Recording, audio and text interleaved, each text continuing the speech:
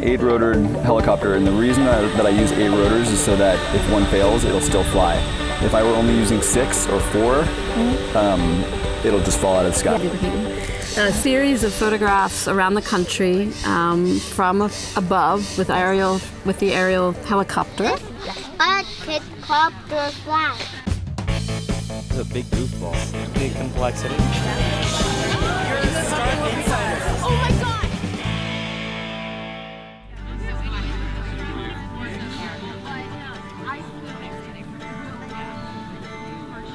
Here for my American Pantry. Artist, photographer Andrea Bloom is traveling around the country taking aerial shots of local food, artisans in a picnic style. And as part of this, an Octocopter takes aerial shots of it. And if you've seen it on the actual website, it's really pretty cool. You're compiling together to a digital project that will be at the World's Fair in Milan in 2015.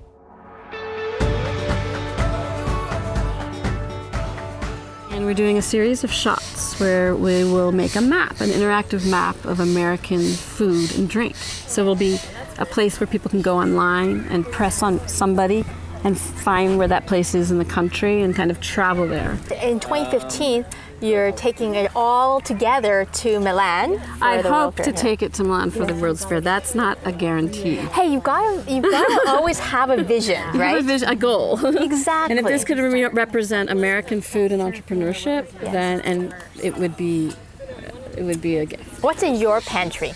I go foraging. I got wild huckleberries. I have wild morels, chanterelles. Artists in residency program here is really great, so it was a nice invitation for me to be able to come out and hang out and be a part of this unique picture. I mean, they do it once a year, and you know, it's great. So they asked me to bring something that I could actually cook, and since I don't have a kitchen right now that I'm working out of, I thought the best thing I could do is go out and grab a pig's head. So it's kind of who I am.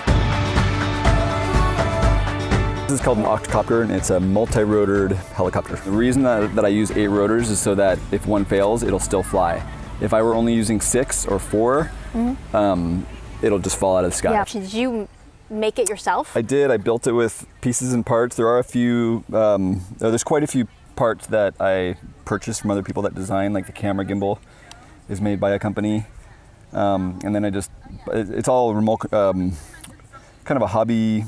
Stores have motors and props, and I have to buy carbon fiber tube from somewhere and all that kind of stuff. So how long can something like this be up in the air for? This one, when I'm carrying a heavy camera, like 8 minutes. We flew, I think we had an 8-minute flight today, and I'll have a safe amount of battery pack left. Back up, so you don't crash down. So we only use 70% of the battery.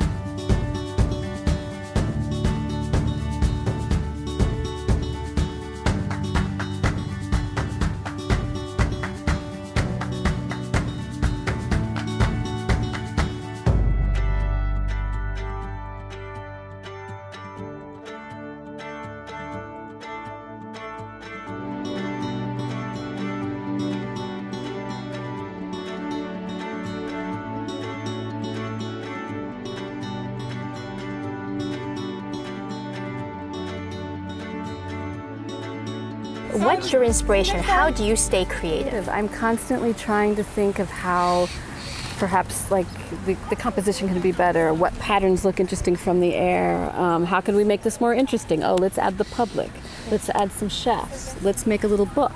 Yes. So that becomes more creative. So every time there's something unique or new that you're experimenting or trying with. At least with these photographs. Yes. Like not only do the people and what they make matter, but also the background. The one in Santa Cruz was at the Homeless Garden Project, so that's supporting a nonprofit who actually helps the community. If you really want to start getting into a professional level, you have to start understanding how they work. Yeah, and you have to create your own rig in order to be able to really. Yes, or you spend a lot of money. I think companies are charging about $15,000 to have, to build them for you. I see. So you have to control the camera too, which is a different level of control. Wow. If you notice it, I can spin this. So it's stuck on the. I can spin this 360 degrees around, so I can fly independently, Yep. of whatever the camera does. to have this machine. It's very special, and it's a way of using what some people, have.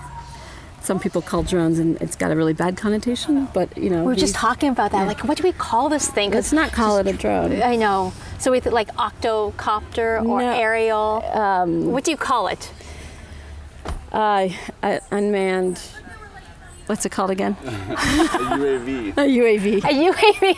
So what's it like working with Andrea on this project? I find working with family members, they can be quite the demanding type. I like the project that she's working on. Yeah. And just integrating a technology that I enjoy. Yes. So And so you guys get to work together. This is kind of my portion of it. I like food, but I'm not really a foodie. So this is a way you Yeah. guys can kind of work together on something. Exactly. Well, thank you so much, Andrea, for sharing this and this experience. It's quite exciting seeing everybody get together and the whole photo shoot. So quite the event here at Montalvo. I'm glad you liked it.